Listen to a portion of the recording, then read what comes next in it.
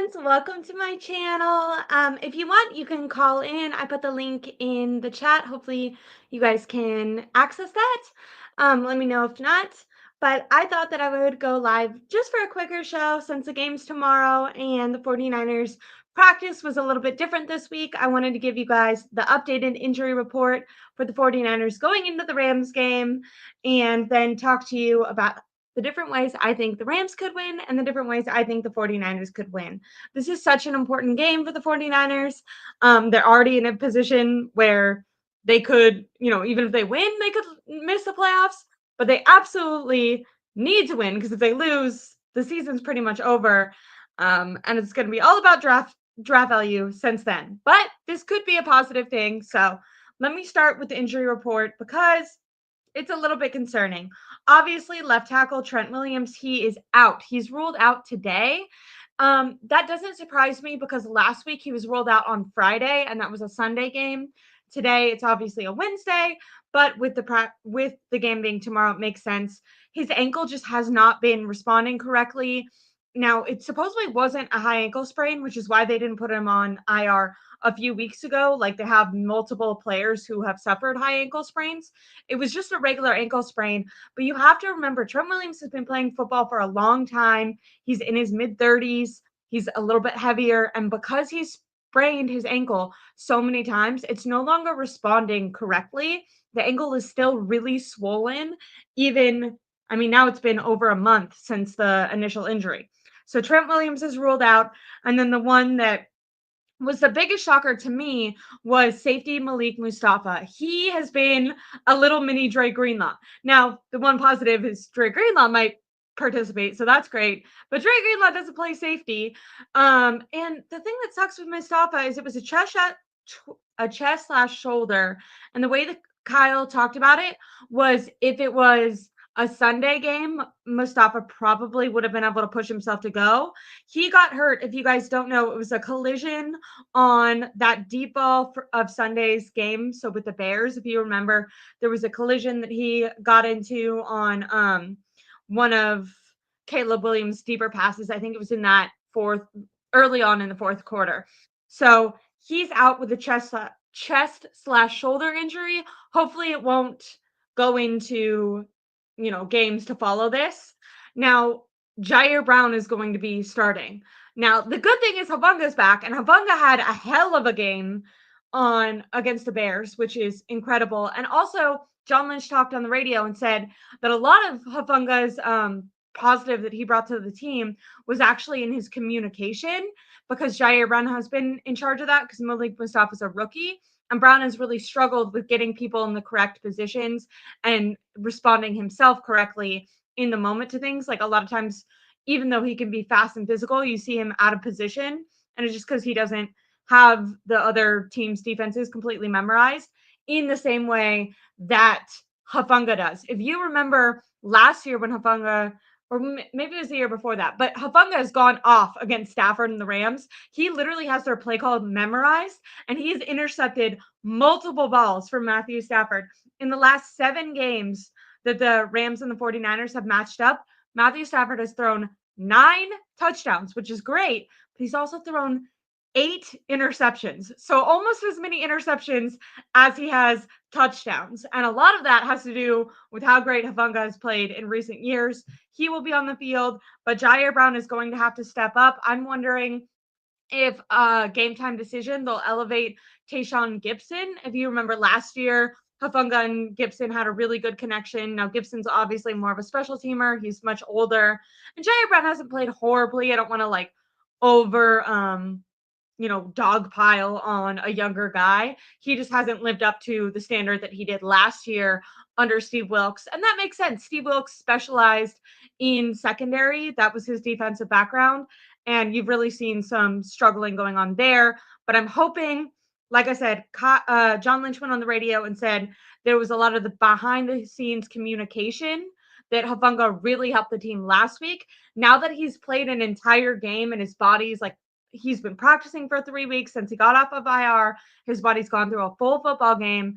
I'm hoping that we see a fast, physical tackling. Like the 49ers missed tackles have killed them this year.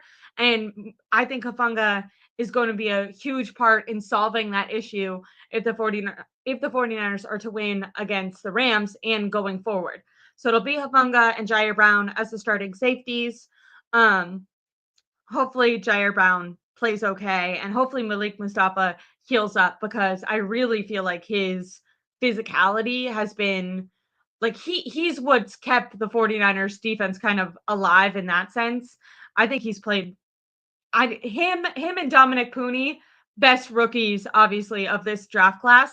I might have given the edge to Malik Mustapha. Now, obviously, if Mustafa misses multiple games, then you might have to give that edge to Pooney, because obviously availability is the best ability. But like I said, the way they talked about it is if it was a Sunday game, he might have been able to go. So I don't, knock on so much wood, I don't think it's a very deeply serious injury for Malik. I think it was just that quick turnaround. They only practiced yesterday. Today was just a walkthrough, but he is ruled out. And then Ben Barch, they put him as ruled out. Now, if you've been listening to my channel, I said yesterday, it looks like he's going to be going on IR. I think that they're waiting. When they promote Dre Greenlaw from IR, because you can only have so many guys on IR at a time. So I think they'll promote Greenlaw and then put Ben Barch onto IR. So that leads us into the questionable section. Nick Bosa, hip and oblique, he's questionable. And that is a huge improvement. He was out. Then last week he was doubtful. This week he's questionable. An opportunity for Nick Bosa to play is going to be key. Like I said, Matthew Stafford has thrown 8 interceptions in the last 7 games, meaning he's thrown more than an interception a game. And that comes from, first of all, coverage. So Renardo Green, Charvarius Ward, who I think the Rams are going to go after him. Obviously, he's been dealing with that personal stuff, but he's been struggling a little bit. So I think that the Rams might try to hone in on him. But Renardo Green's going to be out there for corner, Charvarius Ward, and then Deommodore Lenoir. He's been talk about someone who's talked trash after that week 3 game against the Rams. He was like, they just got lucky. Like he just got paid. I have confidence in these corners to cover. If they can cover and the safeties and linebackers can tackle, because what I will say is Sean McVay is an excellent play caller. Love him or hate him. He is a good play caller.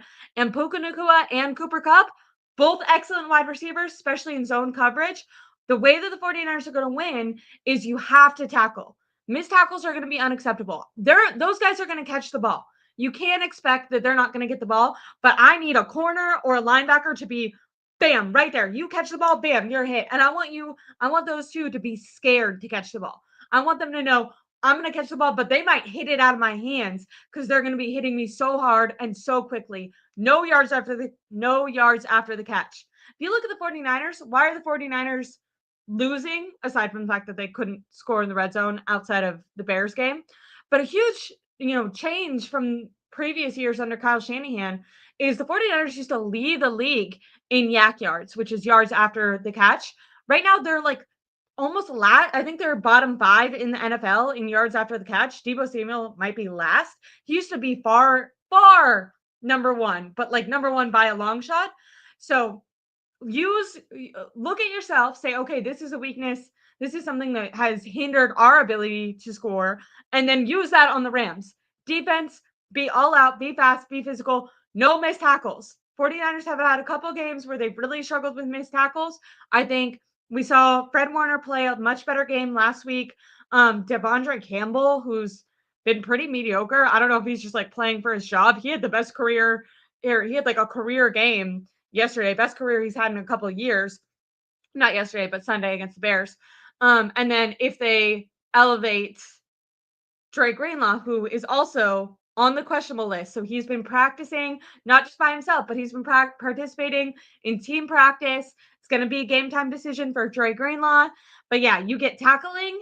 And then with Nick Bosa, if he can play, if they're covering and Matthew Stafford has to stand back there, Stafford, if there's like a giant wide open lane, he'll scramble. But he's not like a scrambling quarterback. He'll kind of stand back there. If Nick Bosa can get home, Gross Matos, who got 3 sacks against Caleb Williams, like maybe they can get some cleanup sacks if Matthew Stafford is kind of like shuffling away from Nick Bosa type thing. Bosa being there, that could be a game changer for the 49ers on defense. And I think because the Rams have a kind of shitty defense, but their offense is really good. So it's going to be key for the 49ers defense to limit what the Rams offense can do. So, like I said, questionable Nick Bosa, he might participate. Dre Greenlaw might be elevated from IR. I'm thinking so. They've been all the way up until this game, almost honestly, this entire season, they've been circling the Rams game for Dre Greenlaw it to be his return date. Now, I don't want to set unrealistic expectations. Anyone who thinks Dre Greenlaw is going to like come back in game one, be Dre Greenlaw, like don't do that. Don't get mad at him if he has a one whiff or something. But think about last week with Talanoa Hufanga.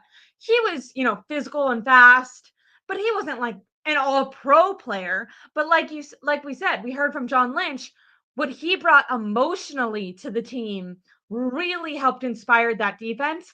And I think we could see the same bump, the 49ers clearly need from Dre Greenlaw this week. And both of them together and Nick Bosa, I think that could make this Niners defense look scary. And we've kind of been waiting for the 49ers defense to look scary all year, right? Like that's a staple of the 49ers under Kyle Shanahan has been like physical, strong run game and like swarming to the football defense. And then we haven't seen that this year. If we get Dre Greenlaw back, I think he really embodies that like to the line, toe playing 49ers rough and tough defense. So I'd love to see that. Love to see him get elevated. D tackle Kalia Davis is questionable. He has a knee injury. He's obviously a depth piece, but hopefully he can play. And then lastly is going to be running back Isaac Guerendo with that foot sprain.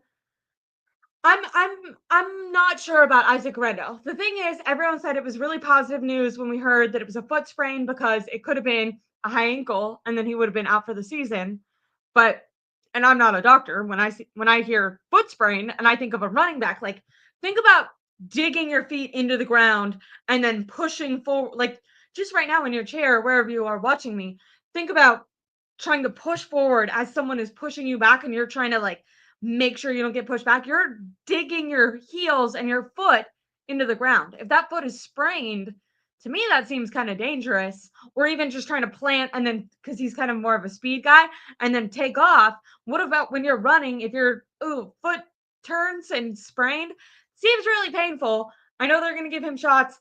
I think if the 49ers want to win, and this is sad to say, but I think he has to play. So I don't know if he'll be able to. Like I said, he's questionable right now. Questionable is good. It's better than being ruled out. Now, after the game on Sunday, he was not wearing a walking boot. And a lot of reporters also said that felt like it was good news.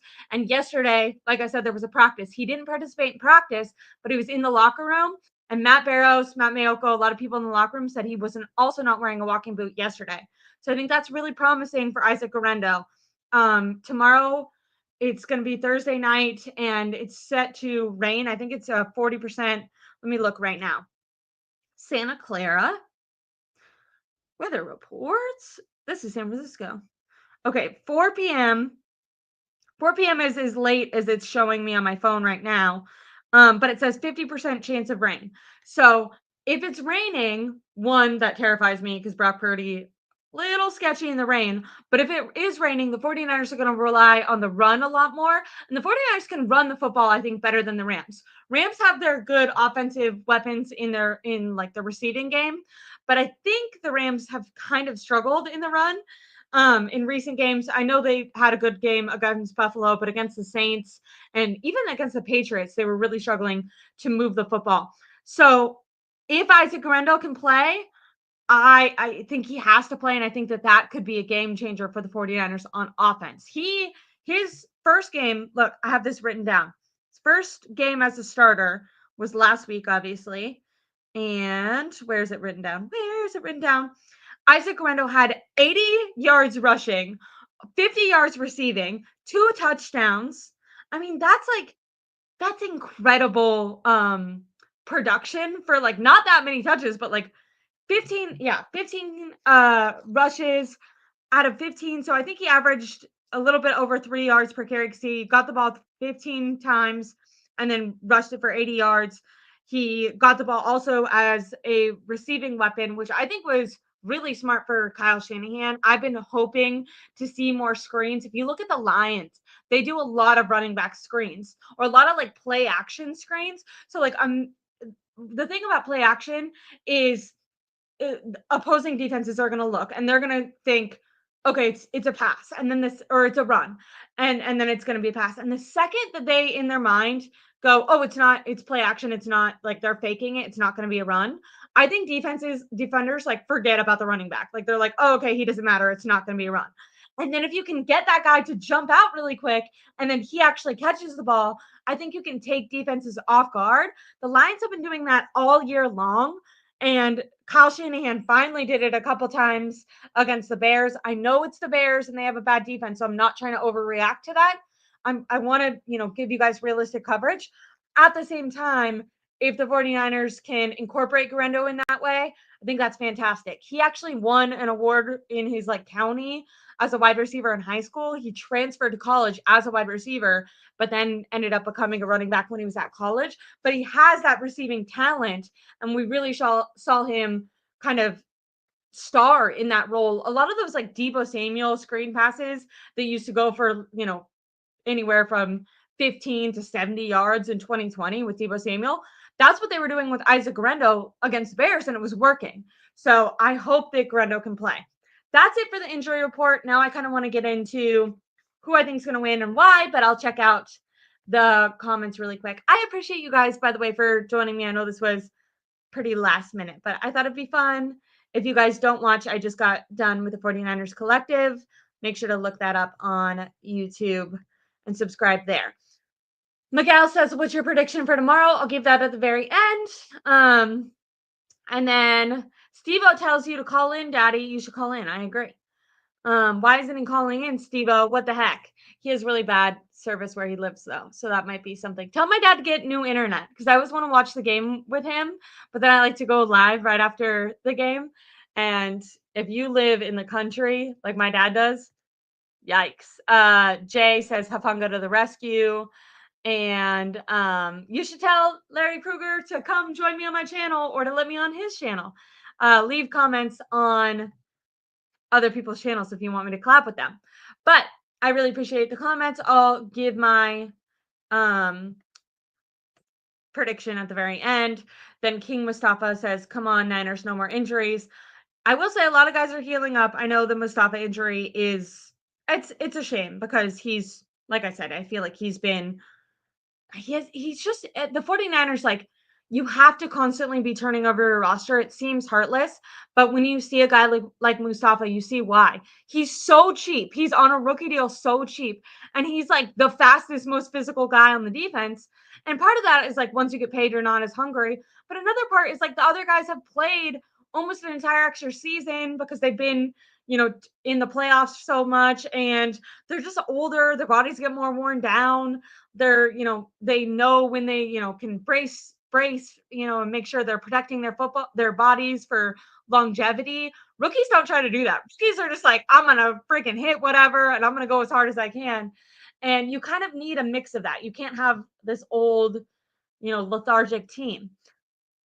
Now, I'm gonna say I that was it for the injury report. Oh, I will say for the Rams, I should give you guys, because the Rams also had their injury reports. I think the most important thing out of the Rams injury report is their starting cornerback, Colby Durant, has a chest injury and he's ruled out. So that's going to be good for like Jennings, George Kittle. 49ers really need to get them the ball. Even I think Deebo Samuel has, I think his antics on Twitter have been very selfish, and Kyle feeding into that and being like, he just wants to help us, and the only way that he can help us if we get them the ball more, and we need to get him the ball more, even though he has the second most touches out of anyone on the team and does nothing with them. And then Brock Purdy being like, he's my best friend, and I got to get him the football more. And then John Lynch going on the radio and saying, it's up to us to give Deebo the ball more. I hate that they're acquiescing to that, and I hope it's just talk and that they don't actually try to force feed Deebo. But if they do, Deebo, the freaking starting quarterback, is out. You better get open. Don't let the second string lock you up. We've seen that happen to him before. You're going to talk all this shit on Twitter. You better back it up. And then, so Colby Durant, their starting corners out. And then Tyler Higbee, their tight end, he's out. Their O lineman, Jackson, is questionable.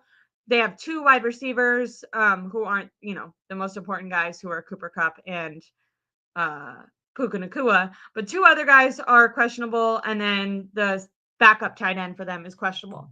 Most importantly, like I said, I think is that starting cornerback position for the Rams is going to be out. And then Tyler Higbee is out as well. So that's it for the Rams injury report as well. Now I'm going to give you guys a reason why I think that the Rams will win. There's a lot of reasons. Like I said, it's going to be a rain game. Brock Purdy has unfortunately not been able to hold on to the football. This year alone, he's had, I think, 5. Has he had 6 now? 5 fumbles. No, because he didn't he protected the football against Bears. So he has 5 fumbles this year. If you go back to every rain performance, he has fumbled the football. So that is scary. I don't know why Kyle Shanahan refuses to practice with wet footballs. Part of that is also, obviously, on Brock Purdy, you need to hold on to the ball. But part of it, if you're a coach and you know that your quarterback struggles with something, why would you not work to prepare them all week? Kyle's been asked multiple times why he doesn't practice with wet footballs. He says that he thinks it psychs out the players. I don't know. Other teams do it, and it seems to have success. And whatever they're doing now isn't working. So why not attempt to switch it up? So 1, the rain game. 2, their offense is very dominant and they have their players back. The 49ers lost to this team that didn't have Cooper Kupp on the field and also didn't have Puka Nacua on the field. And they still lost to this team. This team has only gotten better. And their defensive linemen, who were a little bit younger, have had more experience playing together. And they've been really dominant the last couple weeks. I know that's hard to imagine because the Bills did score 40, but that's another reason why I think the Rams could win is I don't think the 49ers can put up, like, if it's going to be an offensive battle, I think the 49ers are going to lose. The 49ers are going to win if they can keep it, in between 10 and 25 points. If the 49ers give up more than 25, they're going to lose. And the thing that sucks about that is people are going to blame the 49ers defense if that happens, where look at the Bills. I mean, isn't that crazy? The Rams defense gave up 42 and people left that game like the defense did their job. The offense just had to score. That's not the way that fans talk about this defense. It's so crazy, the standard that this defense is held to. It's like if you give up 1 touchdown, no offense. I love my dad and I know he's in the chat, but the 49ers defense played lights out against the Bears and they had that 1 touchdown in the 3rd quarter. My dad was like, this defense is horrible. And I'm like, okay, but the offense needs to score. Like, some of this is you need to be able to rely on your offense sometimes. I think it's just, as 49er fans, we're spoiled because we've gotten used to having such a dominant defensive side of the ball. Like, if even Kyle Shanahan, think back to the Super Bowl, he had the opportunity to rely on his defense or rely on his offense to win, and he chose his defense. So, I don't totally blame fans. I think that that's just the standard under Kyle that fans have been programmed to hold them to. But yeah, the 49ers, I think, are going to lose because I think, or could lose, if Brock Purdy doesn't protect the football and the Rams win the turnover battle, or if the 49ers struggle with missed tackles. 49ers have missed tackles in multiple games this year. They almost, for a while, they were leading the league in most missed tackles. Words, I guess, are hard. In most missed tackles in the league. Fred Warner was really struggling. Devondre Campbell wasn't looking good. And their safeties, Jair Brown specifically, was giving up the deep pass. He was letting guys catch the ball and get yards after the carry before he was making a tackle, really just whiffing. And it does scare me that Malik Mustapha, who to me single-handedly kept the 49ers in multiple games with his physicality, him being out, I think, is a huge underrated deal. I know he's a rookie, so I feel like he gets looked over. But when I saw he was out, I was like, oh no, that's not good. And no offense, I'm not trying to dog Kyle on Jair Brown, but he's really struggled with that. Sean McVay is an excellent play caller. He's going to get the ball, and Matthew Stafford is a great quarterback. And I specifically think in the rain, Matthew Stafford can be a better quarterback because he can throw in the rain. he doesn't struggle as much with fumbles. He will give you an opportunity to just intercept the ball, though. But we'll talk about that when I talk about the 49ers and why they could win. But Matthew Stafford has a much stronger arm than Brock Purdy, so he can also wait a little bit longer and then zip the ball in quicker. He can cut through the bad weather where Brock Purdy struggles in that area. So I think them having a better O line and a better quarterback and then two weapons that are healthy right now, I think that gives the Rams the advantage over the 49ers. Especially if you look to the way that the 49ers were playing undisciplined football and committing penalties and really giving up, like, if you go back outside of this Bears game, they were giving up anywhere from 30 to over 100 yards just in penalties to the other team's offense, meaning that the other team would have gone off the field and not been able to score, but the 49ers kept shooting themselves in the face. They themselves couldn't walk down and score because they were killing themselves. And then the defense was committing penalties and keeping the opposing team's offense on the field. So if they don't play disciplined football, which up until that Bears game, they did not commit a penalty until the third quarter. That has not happened all year. All year, they've literally committed 6 to over 10 penalties a game. Last week, they committed, I think, two that I can remember. I know the first one was George Kittle when they finally got the ball in the third quarter. I think there was another one, but they kept it low. The 49ers, they gotta play mature football. This is a mature veteran football team that is playing for their season. Don't look amateur out there. Don't embarrass yourselves. That's what I would say if I was, Brock Purdy and De'Amara Lenore giving speeches. Apparently, they're, telling them that they need to play with desperation and all that. I agree with that. And I think it's like, you have a standard as a football team. Show the league what that is. Like, if you're gonna go out, make it be because you won all these games, coming up, but you just didn't win enough back in the beginning and, you missed the playoffs. That's okay. But if you just piss away games, committing penalties, beating yourselves, that would be such a shame. And the 49ers did that earlier this year. They were playing teams that were inferior teams that had less talent, but they let those teams hang around. And then those teams ended up coming back and winning because the 49ers were committing penalties at the end and weren't able to score and were able to, were making the other teams' offenses stay on the field. So, missed tackles and committing penalties and not protecting the football. That is the way that I think the Rams win. Getting Puka Nacua the ball, getting Cooper Kupp the ball, and the 49ers defense not being able to tackle. That's how I think the Rams win. Now, I'm going to talk about how I think the 49ers will win. First, actually, I'm going to look at the chat. King Mustapha says, Matthew Stafford throwing 3 picks. You heard it here first. Matthew Stafford will throw the football to the other team. Like I said, last 7 matchups, he has 9 touchdowns, 8 interceptions. By the way, think back to all the Rams games. There's been a lot of dropped interceptions too. I think if you count dropped interceptions, he's thrown more interceptions / would-be interceptions than he has touchdowns. Like, obviously, there's the one that cost us going to the Super Bowl. I have Jair Brown on the brain.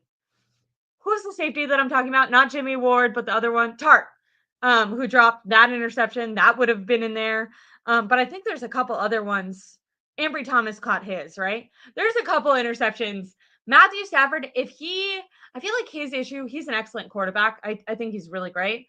But if he's down, even by 1 score, but especially if he's down like 1 or 2 scores in like the late third, early fourth quarter, he'll just start chucking the ball downfield, which sometimes works because he has, he's had great wide receivers and he's made wide receivers look really good under him.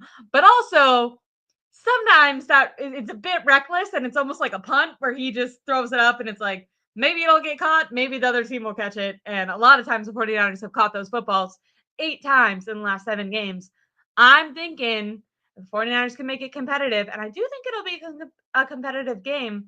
One of the ways the 49ers win is if Stafford turns over the ball and Brock Purdy doesn't. Niners will have a 10-point lead and then blow it again. Well, damn, you're positive, aren't you? Oh, that's a Rams fan. I see. How'd you guys find this? Jim Everett is probably who brought you here. I appreciate all fans. That's fine. But I am going to talk about how I think the 49ers are going to win in a second. So you guys might not like to hear that. I just talked up the Rams for a second.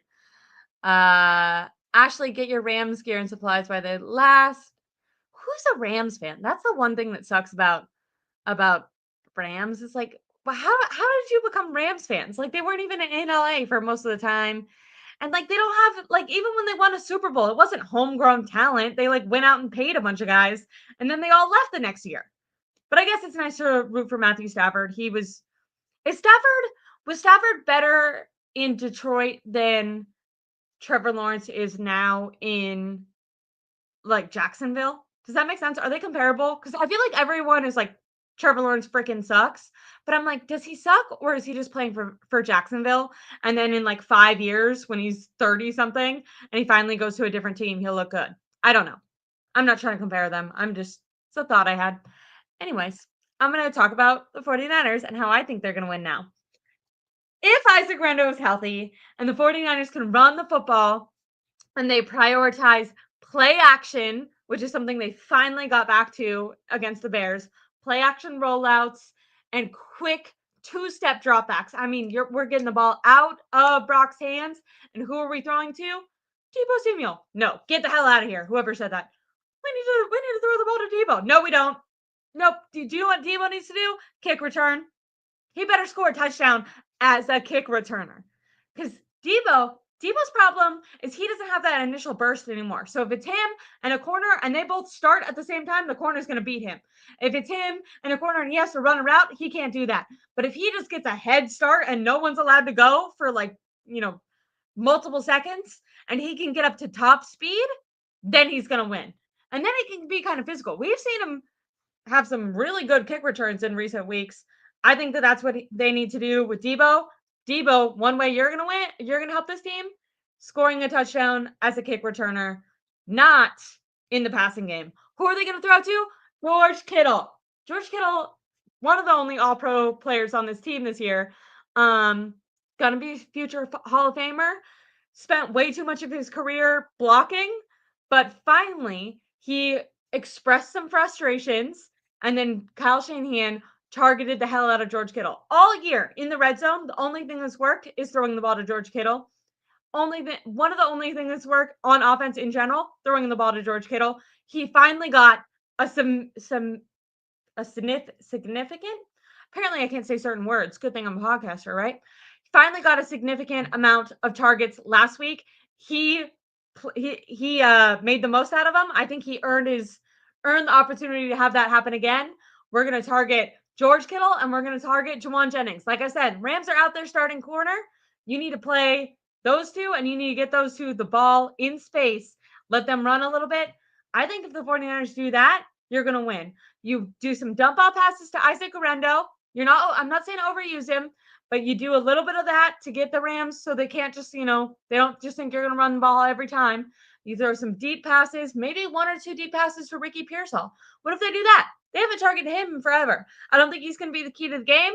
I think the key to the game is Isaac Orendo playing, Brock Purdy, protect the football. That's your only job. That's how they beat the Bears. I need to, because so many people, and for good reason, talk about the Bears game, and they go, it's the Bears. And it's like, yeah, I don't think the 49ers are going to go score 38 on most teams. I don't think they're going to look that good. But some things that you can take away that have nothing to do with the Bears sucking and only have to do with the fact that the 49ers finally played a good game. And that's don't commit penalties, play sound football, and protect the football. Brock Purdy, get the ball out of your hands and get it out of your hands quick and get it into George Kittle's hands. Get it into Juwan Jennings' hands. Hand it off to Isaac Orendo. That's how they're going to win. You got to protect the football in the rain. That is one thing that does scare me with Brock Purdy. Brock Purdy, you're in a contract year. You might make $60 million in like 4 games. Play your ass off. Show us why you're worth that. That's what I think 49ers need to do. Kyle Shanahan, you were in your bag. You were that genius play caller everyone's talking about against the Bears. Tell us that it wasn't just the Bears. Tell us it wasn't just because they just fired their defensive coach and they just suck. Show us against your disciple, Sean McVay. Have some pride. At the end of the Rams' win last game, in their locker room, you know how they show those locker room speeches? Matthew Stafford talked shit about the 49ers, and they gave Jimmy Garoppolo a game ball the other week when the 49ers lost. Just to like, Jimmy Garoppolo didn't do anything. He's just the backup quarterback over there. But they've been preying, the Rams have been preying on the 49ers' downfall. 49ers, you need this game if you want to, for your pride, for your ego, win this game. Kyle, call the game of your life and make sure your team is disciplined, because that goes to you. If you're committing false starts, if they don't have the play ready and the clock is running out, that shit goes to you. You need to be creative. Last game, seven different offensive players touched the football. Spread the football around so defenders can't just hone in on one guy. Do not. I know that in the press conference you sat there and said about Debo's tweet, "Oh, we have to get the ball to Debo more." Do not do that. Like, I'm not saying don't throw the ball to Debo at all, but don't make this a Debo-centric game. Unless you give him, say they pass the ball to him like twice, and he gets it every time and starts running for like 30 freaking yards after the catch. If he's just on fire, okay, target him. You know, sometimes he can go off. But if it's not working, don't lose this game because you want to help Debo Samuel with his pride. Debo's making $26 million. He'll be fine. You know, deal with him next year. But he's going to be fine whether or not he gets the ball. I don't care about his ego. I don't care what he says on Twitter. 49ers finally, they just passed the ball for like over 300 yards last week. Do that. Anyways, there's a private chat. Hi, Steve-O. Steve-O is here. I think it's your little logo. Do you want to talk with your logo or do you want to talk with your face? I've seen other people like Jesse. They say that it has to be your face. I don't know why, but do that.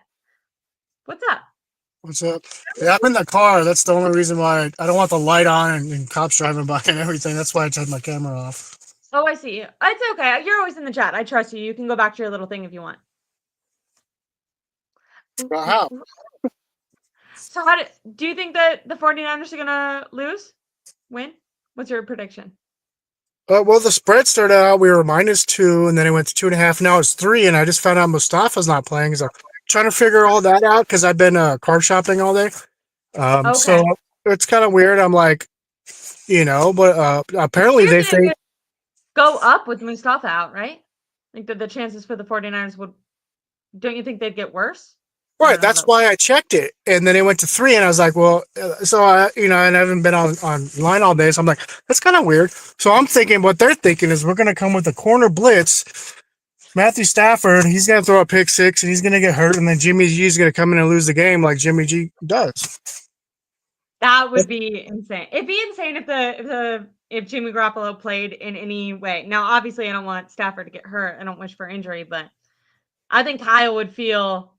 It's weird, right? Like if Sean McVay could win with Jimmy G, I almost feel like he'd prefer that just because he'd be like handing Kyle his ass. But if Kyle Shanahan could just demolish Jimmy Garoppolo, don't you feel like there's like a little bit of resentment in their relationship? I feel like once they departed, you saw Jimmy Garoppolo said some things to Mike Silver, kind of talking shit about Kyle, and you could tell Kyle doesn't think very highly about him. So definitely both of them, don't feel great about each other and would love to win. What it was about was Jimmy G wouldn't give Kyle the playbook back, so they got mad at each other. Oh, did he? I didn't realize. So he kept it. So Sean McVay could probably read it. That's crazy. I'm just joking. I made that up, but that is going to obviously be a little bit of maybe that was the reason why we lost to Minnesota. Sam Darnold, maybe a little bit of Rams winning. I mean, we just suck. Honestly, that wasn't it. But I think we're going to win. I didn't see any of the Rams game last week. I haven't rewatched it, but I mean, I'm not like super confident, but there's one thing that's not going to happen is these Rams fans definitely aren't going to sweep us. So I know that's not going to happen. I agree. Really quickly, Julie B, she says, coming from a 49er fan, Sean McVay is a better play caller than Kyle Shanahan. No doubt about it. Do you agree with her? I don't know if I agree. 49er fan, Sean McVay is a better player. I think Kyle Shanahan, I actually think opposite. I think Kyle is a better play caller, like offensive coordinator wise, but I think Sean McVay is the better leader, better head coach. Well, we had them 8-0, but then last year we didn't play the last game and they won, so I don't count that one. And then they got this year, so they're saying they got 2 in a row. Really, they got 1 out of the last 7 or 8. I can't remember off the top of my head, but but they got us, that one year we had to play them 3 times in a row. They got the one that counted, and Yeah. I think that's dumb to play a team 3 times, in a season, but they got the one that counted and they got That's their chip. crazy. So he's apparently the better coach because he has a ring. Fair enough, but see what happens. The only thing is, like, the year that the Rams won, they went out and got a super team. Like, it wasn't homegrown talent that they won with. They, like, paid a shit ton of guys. And then the the thing that's impressed me is kind of after that, I was expecting a huge fall off, and they played a little bit better than anticipated. But it's not like they're competing with, for championships with their homegrown team. My thing is, I think Sean McVay is better, like, just the way that players talk about him. I think, and the fact that he's not so egotistical that he needs to, be the pseudo GM, control the defense. We heard last year that Kyle Shanahan has cameras in the defense, and he would sit in the defensive meetings and kind of try to coach for Steve Wilkes. I don't know if he's still doing that with Nick Sorensen or not.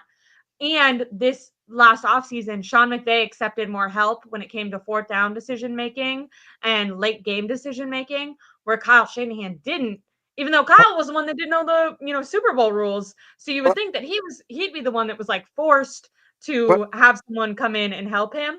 but So I how'd that think work out for the Rams? from How did like that an work out for overall the Rams? leadership level, I think McVay is better, but solely offensive coordinator wise, I think, I don't know. Maybe, I mean, they're just different. Kyle's more of like a run game guy. I think Sean McVay is a good offensive coordinator. Like, there's no doubt in my mind that Puka Nacua and Cooper Kupp are going to get the ball. But Sean McVay also has a much better quarterback. And I'm not trying to down Purdy, Oh, but yeah. I just think he's had a little bit better talent. Yeah, I I'm don't know. I'm surprised that I'm on because I like Stafford, being on the Lions for so long. I was a kid glad he got one, but honestly, I didn't think he was going to make it through the season because the last 2 years he's had elbow and everything else, and then he left from that chick fell off the stage, and I'm like, ooh, the karma, how's it going to get you, the football gods? But he hasn't, so good for him. Um, Good for him. Who do so you have the 49ers winning? Do you have a score? Maybe. I haven't yet, but let's see. I think the 49 was the over under. We're at home. I'm not sure. I don't know if their tight end's starting or not. He's questionable. They have Higbee is out. I was Oh, reading their injury report a little bit earlier. Um, yeah, I apologize because I was shopping. I was trying to listen, but it wasn't loud enough. I don't have my earbuds, so I didn't hear everything you said to start the show. But no yeah, worries. So I'll say we're gonna go their cornerback, 27.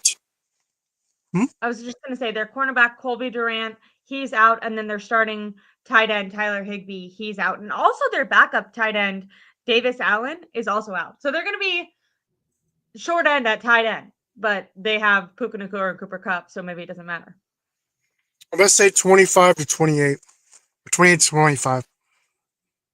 25-28. Okay, I like that. I like that. I think that's good. I will say I was doing a show earlier with Grant, and he made a good point that if it comes down to Jake Moody, I'm going to be a little nervous. I hope that the 49ers are up by a touchdown or more so that it's not based on field goals, No, come on, man. This is a fun. Let's just come on. Let's go. It's a weird year. You know what I mean? We all know what happened. It's probably one of the weirdest years ever. And honestly, I blame Steph Sanchez for being on the schedule release because that crossed over from being a fan for being a football team to cross over to the content creators.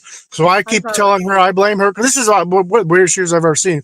But you know, is what it is.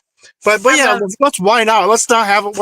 It's actually coming down to pretty interesting football. You know what I mean? You got to watch multiple games, thing, and like, why I not? want them to win because if they win, like, the rest of these games are so much more interesting. If they lose, I feel like people are going to kind of check out Oh, and 100%. just start looking towards the draft. Where if they win, I mean, the Miami game matters, and if they beat Matthew Stafford, don't you kind of feel like it's possible that they could beat the Lions? Like, obviously, the Lions have a better team in total than the Rams, but I think Stafford's a better quarterback than Jared Goff. Like, if they win this game, it just gives you so much more hope and like intrigue with the games coming up. Where if they lose to the Rams, it's kind of like, all right, pack it up. Yeah, it's like just start your bench. You know what I mean? Yeah, I mean, it's a weird year when you lose 3 kickers and 2 punters. They don't have to mention any of the other injuries. I don't know if that's ever happened before. You know what I mean? yeah. They I just mean, stop there. I But the don't, I reason don't. blame injuries for the whole reason why the season has gone so bad, but injuries have been horrible. And they have been horrible for a long time. Like, they canceled the joint practices with the Vikings due to injuries. So they've been struggling with injuries off and on all year. My only thing is like, yeah, Christian McCaffrey was injured, but then they got good luck where their backups ended up playing really well. And I think some of that is on Kyle Shanahan for not like coming up with creative game plans. But we finally saw one. I wish they would have got all of the team would have gotten a little bit more desperate earlier, but we finally saw them desperate last Well, week. I think they would carry that. Like, does Kyle want not only to miss the playoffs, like have his season be over, but have Sean McVay be the reason that it's over? I think he has so much pride. Like, I feel like we're gonna see a good game plan from Kyle. Like, sometimes he seems just disinterested, like he just doesn't give a shit and he has a bad game plan. I don't think he's gonna game plan like that this week. Like, he has too much pride to have Sean McVay be the no, reason the I 49ers don't know. A lot of season's people over. give him crap, but I'm not one of those guys. I like him, but my thing is like, do you really think that he wants to? Right? Do you think he would wants to tank, or he's not create whatever people say about him, but Yeah. 100% he wants to win a Super Bowl before his dad Yeah. passes. That's his before his dad passes. He wants that'll be the first time ever father son. That is his freaking goal. And then he's got to ask all these lame questions like about Chicago and like sidetrack them and sidetrack the team. And, that's 100% what he wants to do. For sure. But my question, the reason why I called in is because I sent you an email on Twitter or whatever. Just because, like, yesterday, like, I watched 15 content creators and everybody literally said the same thing up and down the road. And it's like, oh, I'm watching them all. It's like everybody got together or something. And I'm like, well, so Debo, everybody's like, well, he had 4 drops and he's getting about the same amount. But the thing is that he's getting about 6 yards or 6 touches a game. Last year, he was getting 6.5. The year before that, he was getting 7.5. And the year before that, he was getting 8.5. He was So doing much more with those touches in previous years, right? also that too. But he went from 6 this year to his first year, he was getting 8.5. But he's not doing as much with the ball. But it's just the way everybody was spreading the stats around. I like to keep it fair, keep people open minded. I like But that. Yeah, you so I don't sent want you. everyone running with the same narrative. I talked about that. I don't know if you watched the 49ers Collective, but I will say, like, and I think the 49ers just won. So I do think as a captain, it was kind of selfish for him to come out and make it about him. But Sure. I went back in the film and I'm 50-50 on it because the times that Debo did get the ball, he literally ran straight into defenders. And it was like, dude, this was a waste of possession. But also, there was some passes, one that I can think of specifically that I saw on film. Maybe you have Twitter. I saw a TikTok video about it. I wish I could like put it up here. But Brock Purdy he has to make a decision between throwing short to Jennings, who gets open. But Debo Samuel, he's open like 10 yards above Jennings, and it's literally like a walk-in touchdown. He's wide open, and Brock Purdy doesn't throw him the ball. So Oh, I in the don't know. red I zone. can see why after the game, if Debo's getting a lot of hate, and he's like, dude, like there was like 3 passes that I was wide open and I didn't get the ball. Like, what are you doing? I have some empathy for him doing that. I'm like, it's a bad look. They just won. Don't make it about you. But at the same time, I understand him being like, I'm fucking, getting. Yeah, sometimes I don't, maybe I get stopped or whatever. But there's also times that I'm getting open and not getting the ball. So don't, dog pile on me. I don't know. But I get both. also, the whole team has sucked all year. Normally, we're used to 8 or 9 Pro Bowlers. We got 1 for sure in Kittle. We might have Yeah. 2, and I'm hoping Pooney, but maybe Lenore, right? So we're gonna have 1 or 2. So this whole team sucks. So all of a sudden, we're killing this guy like he's the reason we've sucked all year. I mean, I don't think that's fair. It's like And it's also, not one guy's fault, right? It's like a full team right. failure. But not only that, when we lost 3 little kids, this whole team, right, this year, like that affects, like, say, one of your podcast partners or whatever it's going to affect your podcast too. Like, it doesn't just affect the player that it happened to; it affects everybody. And then everybody's just killing the guy on Twitter, like, send him to Russia. And I'm just like, well, hold on a minute. So I sent you these stats, and these stats are the people in the league, the most targets from one and to the most drops. And I think Debo was like 40 or about 35, 40, somewhere around there. but he, there's like guys that we wanted to trade for, like Jerry Judy. I can't remember the name, Alvin Kamara. Like there's Tyreek Hill. All these guys on there, even people that we wanted to trade for. Not CD Lamb, but also the guy in Amari Cooper. Amari Cooper. Right, he's like on the top, and so it's like let's just, you know what I mean, like keep it like, dude. Why are we? It's already hard enough. We're trying to win a game, and now we're just tearing people down. Like, you know what I mean? Like, I don't know. I won't. And I'll tell you this though. I after the choke jab thing, I said, you got 3 games to get 100 receiving yards. You got 3 games to get 100 yards in a game. If you don't, then I'm done. And I'm not the whole Twitter delete account and all that. So like I get on that once a month. I'm not into that game, but he didn't do it in 3 games. So, but what I will not do, even everybody thought I was a Jimmy fan because like I'm doing right now. Hey, let's keep it a little even. Maybe we can change our mind, maybe not. But I won't talk crap about a player until they're off the team. So it might sound like I'm one way for somebody, but I'm really not because, like I said, I gave him the 3 games. I'm not going to talk crap about the guy, though. That's just me, in my opinion. I feel like with a lot of, especially the guys who have like had the personal tragedies off the field, I want to be like cognizant of that. But 2, like also they're not in football shape. Like think about the very beginning of this year, how Brandon Ayuk was playing and how Trent Williams was playing. I think it was after the Vikings game. It might have been after week 3, the Rams loss, ironically enough. But I think Trent Williams was asked, and he himself was like, I'm not in football shape yet. Like missing that offseason really hurt me. And you have to think, like, if in the middle of the season, you all of a sudden take a month off to go mourn your daughter, that when you come back, you're like, not going to be at your peak performance. And I agree that you shouldn't get killed after 1 game for that.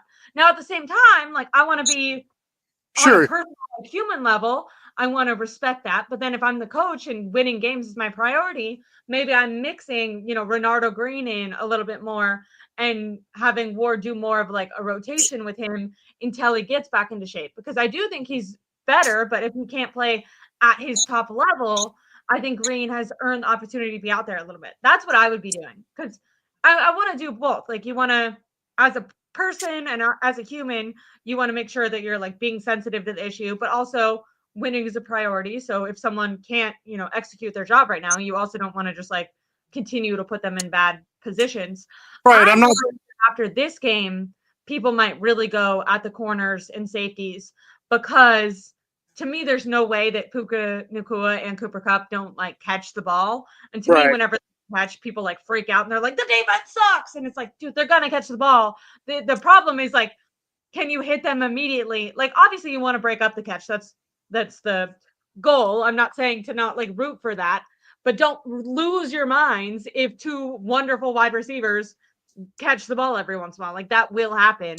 Right. And I'm not saying like it's not fair to critique either, but there's some guys that have like beefs with people, and then like, I mean, you got a big channel or whatever, and then you get your friends to say the same thing because, and then it's like now the whole community. I didn't see one person say anything nice. Like every content creator said the same thing. I'm just kind of like, that's not going to help us win the game. Don't I know he did it to himself and everything, but just my opinion. Yeah, or just in general. Like devil's advocate. That's why I said there was like, I think what he did from like a captain, more like emotional standpoint, I'm like, I don't love it. But if you from a film perspective, just watching the film, and Debo's had a down year. I'm not saying he hasn't. He has. But from the film, from just a Bears game, there was times that he got open and he wasn't getting the ball. And it was opportunities that the 49ers could have scored even, more than they already did. So I appreciate you.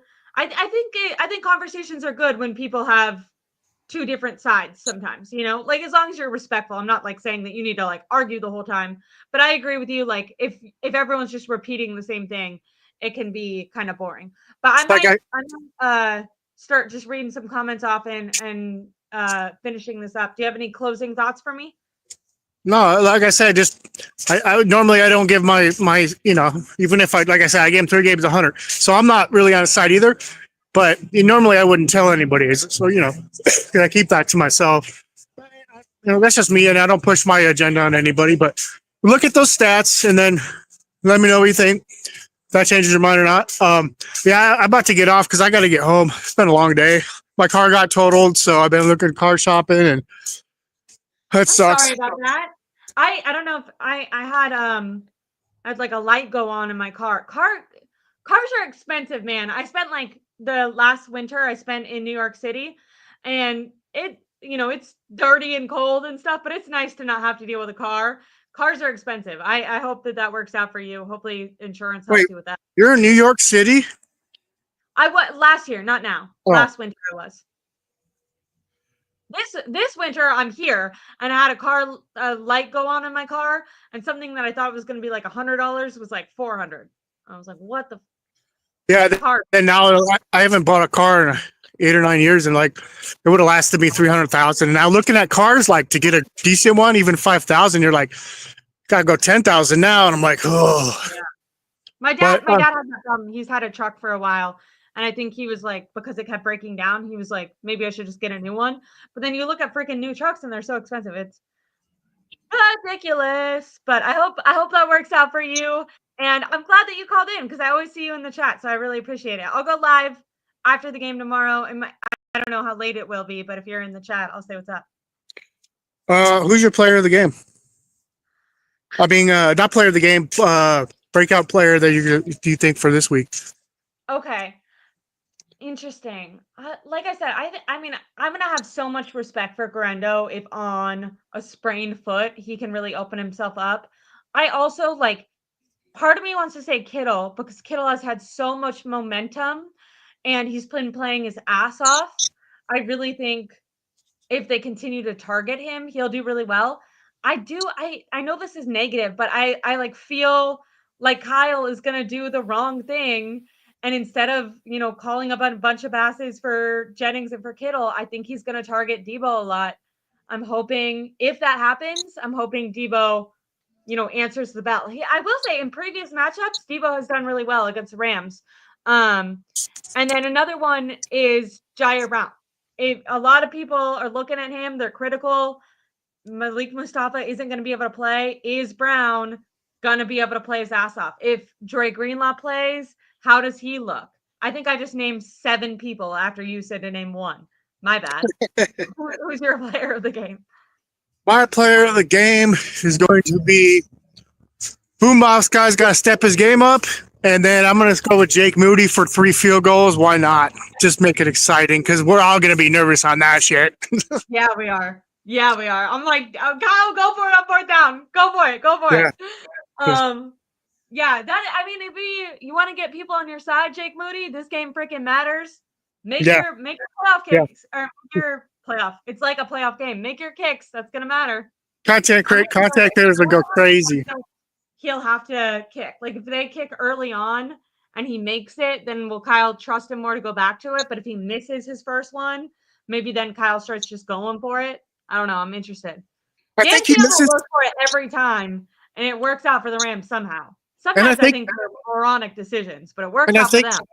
I think the issue, I think it's his right hash. He has a problem with one of the hashes. I think it's the right side. So, like, Kyle needs to make sure he lines it up to the side it needs to go to. But I got to go. Thanks for having me on. I appreciate it. Thank you. It was Have a nice good to one. talk to you. Bye. Okay, I'll remove you. I'm going to talk to the comments really quick, and then I'll end it out so you guys can have a good rest of your night. But first, Julie B. Says, if Kyle poops the bed tomorrow night, I'm going to be so mad. It's been difficult to stomach him this season as a coach, just being honest. I think a lot of people agree with you. I know my dad does. My dad and I either A, watch the game together, or B, will text throughout it. And when their offense is lacking creativity and Kyle's being stubborn and just trying to force feed one guy the ball, trust me, my dad's mad. And I get pissed off too, because like I know the last guy was talking about injuries, and injuries have been a problem this year, but this 49ers, even injured, have so much more talent than multiple other teams, than the Texans offense, who are doing well. Then I mean, they have just as much talent as the Rams do. I just said both of the Rams tight ends are out. So they're working with 2 wide receivers. Look at the 49ers. They have Deebo Samuel as a wide receiver. They have Juwan Jennings as a wide receiver. They have obviously George Kittle, who can be a receiving weapon. Like, yeah, Brandon Ayuk went out and that's bad, but like they have multiple stars. And so I think, and same thing, obviously Christian McCaffrey goes out, but like then Jordan Mason is running like the second best leading rusher. And then Isaac Rendo last week, he plays his first game. He won rookie of the week this week. He had a phenomenal game. It's like, why weren't you utilizing him earlier? That shit pisses, I get really pissed off. Like, for people who blame injuries, I understand they are injured, but they have so much talent on this team and so much talent that just sits on the bench that just literally is not utilized. So I agree with you, Julie. I also like the name Julie. My dad had a girlfriend named Julie who lived in Carolina. Um, I don't know why that was important, but I've heard stories about her. um, Anyways, then Rick Diaz says, can the 49ers win the game tomorrow if they're focused and all the way to the fourth quarter? They got to play like they did on Sunday, meaning Sunday against the Bears. I agree. I think a lot of people have discredited the win against the Bears because it's Bears, and I agree with that. I don't want to overreact. But to me, they do have things that they can carry on into the future, and that's they protected the football. Brock Purdy, do not throw an interception. Do not fumble the ball. No one fumble the ball. So that's one, protect the football. And then two, don't commit penalties. Don't kill yourselves. If the other team's going to beat you, let it be because they had a better game plan. They had better players. Let them beat you. Don't kill yourself. So many games earlier on in this season, the 49ers lost because they were killing themselves. They were like struck every time they got in the red zone. They committed a false start. The offsides penalties that Nick Bosa was getting earlier this year, like Trent Williams, freaking Colton McKivitz. I forget what game it was, but he like committed a penalty and very next play just gives up a sack immediately. Like, don't kill yourself. Play a clean game. That's one of the things that they did against the Bears was they just did not commit literally one penalty until the third quarter. That's really good. They played, and even in the third quarter, the Bears had the ball for 10 minutes. They look kind of dominant. The 49ers get the ball back. They commit a penalty right away. You're like, oh shit, are they going to blow it? And then bam, no. They target George Kittle. They target Jennings. They're running the ball with Isaac Randall. They're play action. Kyle Shanahan. None of this 7-step drop back. Do not do that. The Rams actually have 2 good defensive linemen. 7-step drop back means 1, 2, 3. Like literally, it takes 7 steps, which means Brock Purdy's holding onto the ball longer. Outside of the Bears game, Brock Purdy leads the league in the amount of time that he has the ball in his hands. So everyone who's killing the offensive line, I'm not saying the offensive line is great, but other teams are making their quarterback throw the ball quicker, which means the offensive line doesn't have to hold up for as long. Do you know what the 49ers did against the Bears? 2-step dropbacks instead of 7, 2, meaning 1, 2, ball out of your hands. 1, 2, ball out of your hands. Do that. Screen passes, dump off passes, play action, roll out, which helps with your offensive line. And they need to do that because Trent Williams isn't going to be there. Jalen Moore, knock on wood, he's played okay. But this offensive line is struggling. Aaron Banks is going to be out or going to be back because Ben Barch is out. So hopefully Aaron Banks has a decent game because he hasn't played in a little while with that concussion. He was kind of struggling before that. But I agree, Rick. If they play like they did on Sunday, I think they can win this game. I hope they do. Sorry, I forgot to breathe. West Virginia? I don't know what you're talking about, but this reminds me of what's that song? West Virginia and a wild hair. Have you ever seen California? Pick a spot on any old map. I don't know, it's an old country song. Anyways, I also can't sing. Sorry for killing your ears there. Good evening, Ashley, coming from Chicago for the refrigerator. It's so cold over here in Chicago. Believe me, freezing like a popsicle. I believe that. I've heard Chicago is like really beautiful in the summer. I've wanted to visit. I thought that would be cool. I went to Minnesota, Minneapolis. Is that Minnesota? Yes.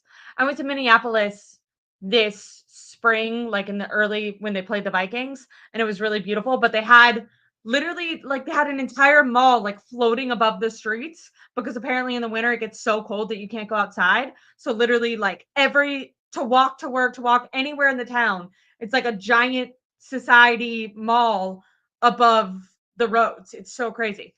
And I would hate to do that. I'm a big outside person.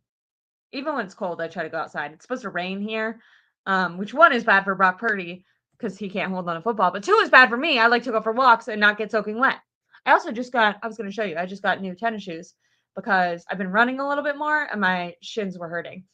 Alan says, hit Stafford and he will fold. I agree. Put pressure on Stafford. Like I said, 49ers, I have a stat. Let me read this stat. Not so favorable for Matt Stafford.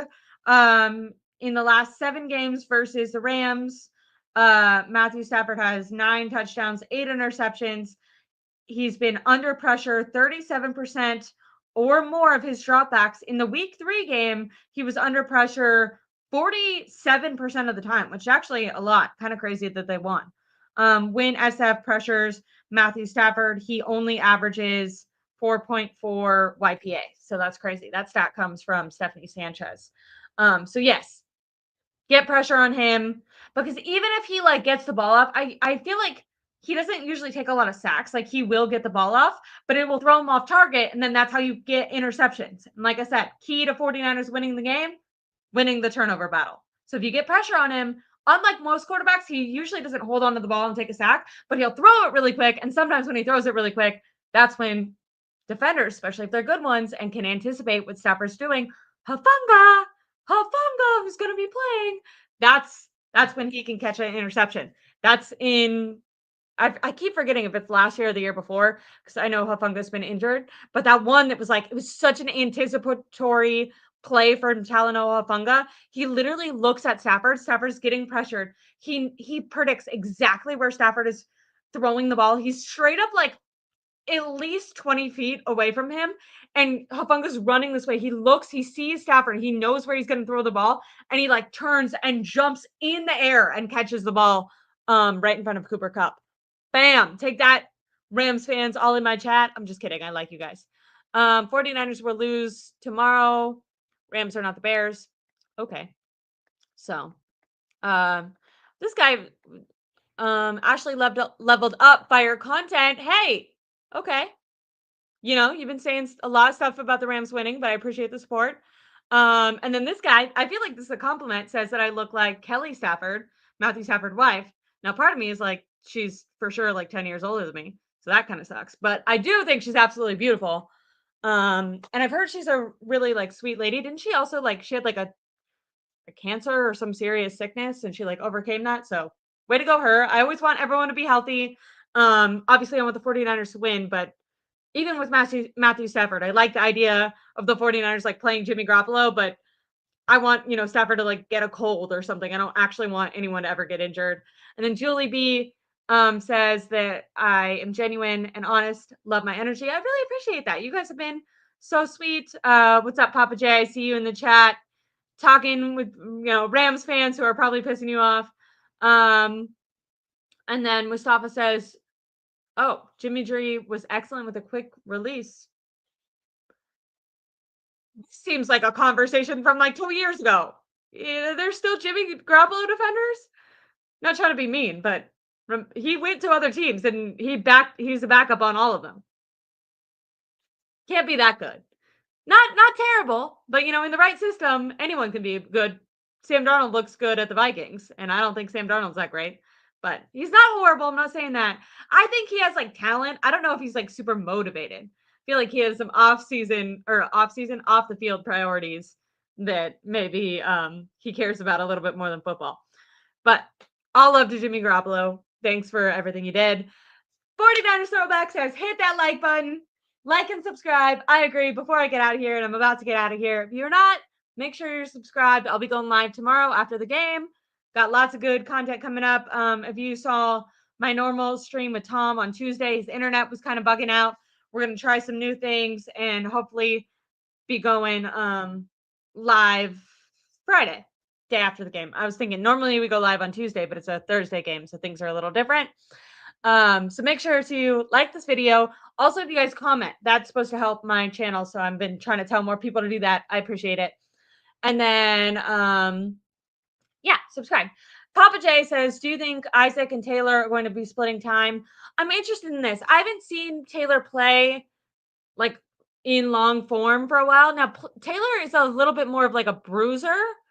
And so if the 49ers, especially if it's raining and they want to rely on the run more, and like I said, Isaac Rendo, before his injury, his thing was more speed, like more, can you get the ball and then get him to cut the corner and run up field, or can you use him as like the dump off running back? And that's like where he excels as like every downhill runner. Even in college, he was not like the main number one guy that was getting 20, 22 yard or 22 passes a game, getting the hard yards. So that was, like I said, before injury, that wasn't Isaac Rendo's like number one skill set. Now that he's injured, I would hope that they do adjust. They have Taylor in there doing the like downhill running, because if it's raining, there's going to be a lot more like ground game for both teams. Now, both teams, I think, are limited in their run game, so it'll be interesting because normally when it's a rain game, teams both try to run the ball more, but I'm pretty sure that the Rams run game kind of sucks. And right now, not that the 49ers run game sucks, they just are out of a lot of players. Now, Patrick Taylor, he came in and like immediately scored a touchdown. So maybe he's good. I don't know. Like, it's hard to know, right? Isaac Rendo, I don't know how much confidence I had in him until last week because he hadn't been on the field and I just didn't know what to expect. And I thought if he was some amazing player, that he probably would have touched the field more often because I didn't think Kyle would just be sitting, a super talented player. Then he comes out and he actually plays fantastic. And I'm like, well, why has he been sitting this whole time? So I don't know. Maybe the same thing happens with Patrick Taylor. I definitely don't think you want to overuse Isaac Rendo when he's injured. So I would hope that they split carries. I don't know what Kyle will do. He's very unpredictable with the running backs. It never makes sense to me.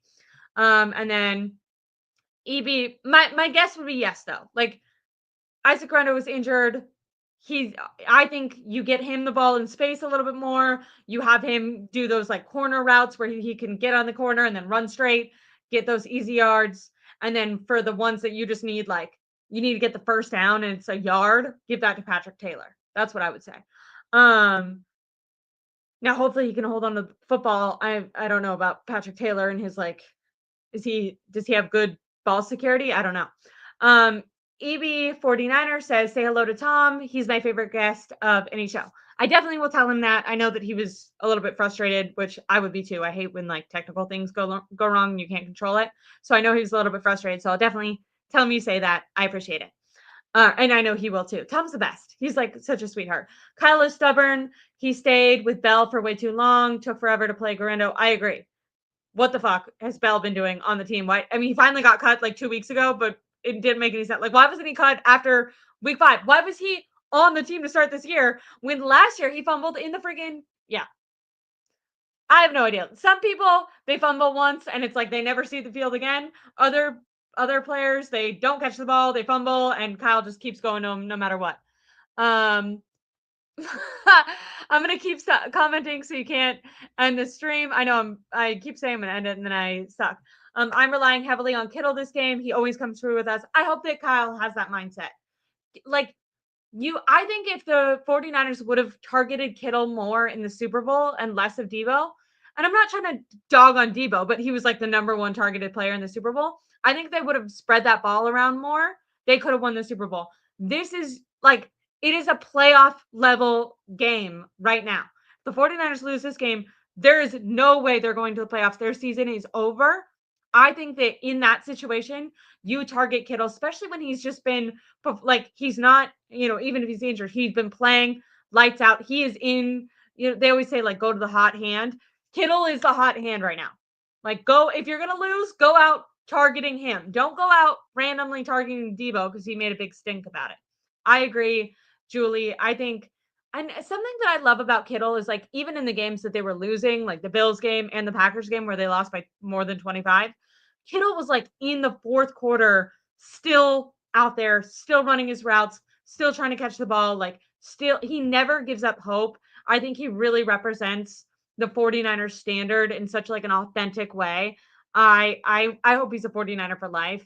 Obviously, I want the team to get younger, but I think there's certain keystone guys that you want to keep because you think that their mentality they can like pass it on to the younger guys. So even as they get older and maybe their body won't perform as well, they can mentally like pass on the like importance and the 49er way. And I think Kittle is a guy who's really bought into that. And I just really appreciate Kittle. And I hope that they reward him for doing so well with the amount of targets he had last game. And they continue to give him that today.